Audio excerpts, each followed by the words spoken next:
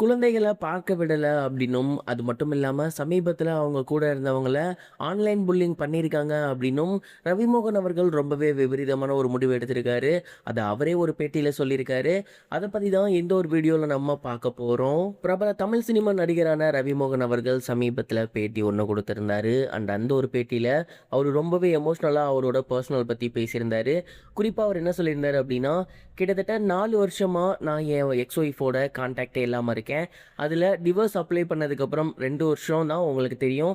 அதற்கு முன்னாடி நடந்தது உங்களுக்கு தெரியாது. பட் எக்ஸாக்ட்டா சொல்லணும்னா 4 வருஷம். இப்ப சமீபத்தில பார்த்தீங்கன்னா, அவங்க என்னோட குழந்தைகள பார்க்கவே விட மாட்டேன்றாங்க. கிட்டத்தட்ட அவங்களுக்கு ரூ. 50,00,000 ஸ்கூல் ஃபீஸ் கட்டிட்டு இருக்கேன். அவங்க இருக்கக்கூடிய வீட்ட பல கோடி போட்டு கட்டினது நான் தான். இது எல்லாத்தையுமே வேணான்னு வந்தவன் நான் தான், இல்லன்னு சொல்லல.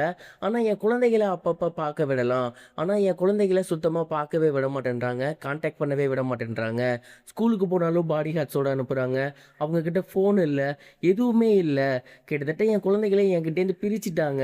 உண்மையிலேயே இத ஒத்துக்கவே முடியல. அவங்கள பொறுத்தவரைக்கும் இதுக்கப்புறம் நான் நிம்மதியா இருக்கக்கூடாதுங்கிற எண்ணம் மட்டும் தான் இருக்கு. அதனால தான் எனக்கு கிடைக்கக்கூடிய குட்டி, குட்டி சந்தோஷங்கள கூட அவங்க பறிக்கிறாங்க. சமீபத்தில என் கூட அன்பான ஒரு தோழி இருந்தாங்க. என்ன கேர் பண்றதுக்கு ஒரு பெர்சன் இருந்தாங்க. பட் அவங்களையுமே ஒரு டீம வச்சு, அது மட்டும் இல்லாம அவங்கள ஆன்லைன் புல்லிங் பண்ணி, ஏகப்பட்ட விஷயங்கள் பண்ணி அவங்கள என்ட்டேருந்து பிரிச்சுட்டாங்க. பரவால்ல, அவங்க எங்க இருந்தாலும் நல்லா இருக்கட்டும். பட் என் குழந்தைகளையும் என்கிட்டேருந்து பிரிக்க நினைக்கிறது எந்த விதத்தில நியாயம்? அவங்கள பொறுத்தவரைக்கும் நான் நிம்மதியா இருக்கக்கூடாதுன்னு நெனைக்கிறாங்க. இன்னும் உண்மைய சொல்லப்போனா, நான் உயிரோடவே இருக்கக்கூடாதுன்னு நெனைக்கிறாங்க. கண்டிப்பா அது நடந்துரும் தான் நெனைக்கிறேன்.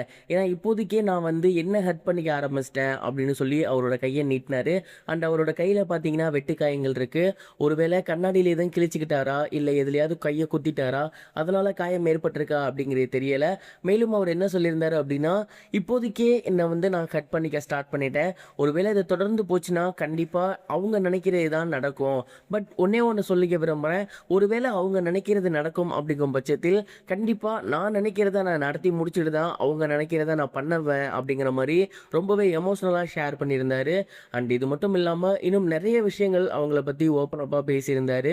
இந்த ஒரு விஷயத்த பார்த்து ரசிகர்கள் எல்லாமே ரொம்பவே ஷாக் ஆகியிருக்காங்க.